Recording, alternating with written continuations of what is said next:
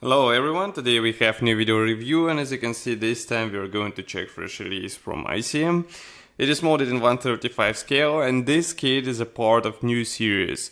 So recently Ukrainian manufacturer announced that they will be making diorama kits. So as you can see, this kit number has a special designation DS3501. And the main feature of this kits is that it combines several, let's say, figurine kits or maybe vehicle kits into one boxing, and then you will be able to build a nice diorama. So first is a Gallipoli 1915 in 135 scale, and you will be able to copy exactly what is depicted here on the box art. Overall, the box size is typical for this manufacturer. Here you can see comparison with my hand. On the side we have some information about the kit. So there are 122 plastic parts plus 114. I guess 114 refers to various accessories for the figurines. And from the other side we can see all the figurines which are included into this kit. So as you can see, we have two different figurine sets in one box. So let's open it and check it closer. Box structure is typical for ICM. As you can see, we have color printed top flexible part, and then we have sturdy white cardboard box which should protect everything from the possible damage. Here we have quite nice packaging because, as you can see, two sets are separated into separate plastic bags. And of course we have assembly manuals on the bottom, but we will check them a bit later. I would like to start with figurines. So first of all we have this plastic bag with brown plastic inside. There are two plastic sprues, and as you can see we have one plastic sprue dedicated to figurine parts and one for the accessories. Let's take a look at the figurine sprue. So I'll place it like this, and now we zoom in and let's focus the camera. So now we should be able to see it. So this is a typical 135 scale kit from ICM. As you can see, this one copies I guess a British infantry, and we have here also classic 135 scale powers division. So we have separately molded legs, hands, torso and heads. And now I'm going to bring it closer so that you will be able to see those parts in detail. So here they are. And actually we are holding them upside down, so we are going to start it like this. So as you can see, all possible hats, helmets and other stuff are molded separately, what will be handy for painting purposes. Also, attachment points are quite thin, so I think it will be easy to separate those parts without actually damaging them. Here you can see also, you can check the facial features. Here we continue with another figurine. Note that palms are molded separately. What might be handy for some others. Here you can see also detailing on the torso, because as you can see, uniform is pre-molded in the plastic. You won't have to add anything separately. Here we have another head, and then we have parts for another figurine, another head, and also legs, heads, and here we have hands molded together with palms, as you can notice. From the other side there is nothing interesting. As you can see, these legs have special recessed points, but they're not used for the alignment, and the same can be said about the hands. So be careful while joining all those parts together, but otherwise molding quality looks really nice. I don't see any possible problems, and I think with careful assembly you will be able to get a nice result. Let's move on. As you remember, here we also have the accessories sprue, so here it is. This one is dedicated to various guns, tools and equipment items. Again, molding quality is really great. We have, I think, some of those will be left for your future projects, because obviously you won't be able to use all of them. So let me bring it closer and you'll see those parts again in detail. So here they are. Note that rifles are placed on the possible minimum of attachment points, which is really cool. Here you can see helmets, pioneer tools, for example shovels. Then we have another rifle, which looks again good. Those minor parts will require due care because it is easy to lose them. Here you can see comparison with my fingertip. Let's not forget that this is 135 scale, so that's why they're so tiny. Here we have axe, then we have more rifles, pistol. Note that pistol is placed on one attachment point, and I would like to bring it closer because it looks really cool especially when you remember its size. Here is a comparison of the size. Here we have more pistols in the pistol holders, pioneer tools, various equipment items, water cans, machine gun which should be glued out of several parts. Here another rifle and more of various minor items for the figurines. Again, molding quality is really impressive. I can flip over this plastic sprue so that you can see, for example, heads from the other side.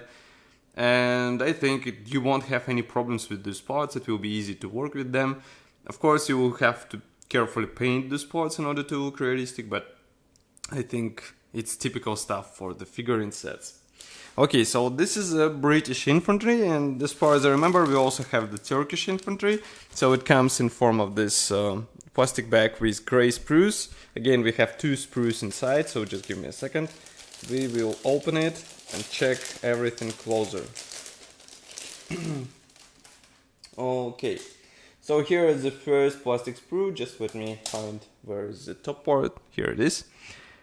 Again, nice molding quality, the same style of the parts division, so we have separately molded torso, hands, legs, heads, and also hats.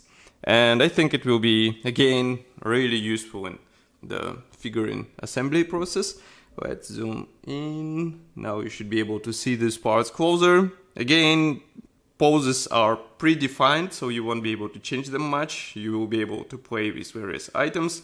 But molding quality looks really great. I mean, you can see the special features. Let's try to bring them closer so that you can see them in detail. So here you can see this face of the figurine, and here you can see how small it is. It's really cool. That's not a resin figurine set, but still we get relatively similar molding quality as to what we get in resin kit usually. Here you can see another set of the figurine parts. Again, great molding quality, and here you can see another face. Torso is also nicely detailed.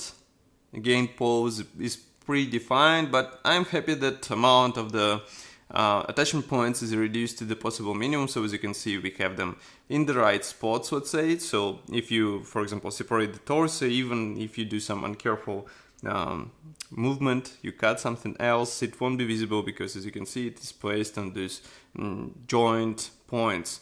And here you can see these parts from the other side. Of course, they are designed and detailed from both sides. So here you can see backs of the figurines, and here is another back of the figurine. And again, we have these reset spots in the legs, which won't be useful for the molding, for the assembly, for the guiding elements against each other. Here you can see hand, but note that hand is molded together with pistol, so it might be a bit tricky to paint this part, but note the molding quality. It is really impressive, even though attachment point is placed right on this section of the arm, so you will have to be really carefully separating this part of the sprue.